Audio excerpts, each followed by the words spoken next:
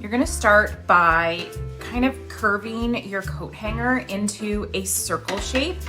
You should be able to just use your hands for this. You don't need any special tools, and it just a rounded shape. It doesn't have to be perfect.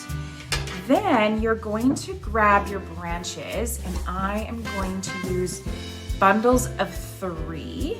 Place those onto your coat hanger wreath form, and then using the wire, you're going to wrap the wire about 6 times around the base of that group of branches. That's going to affix it or stick it onto our wreath form.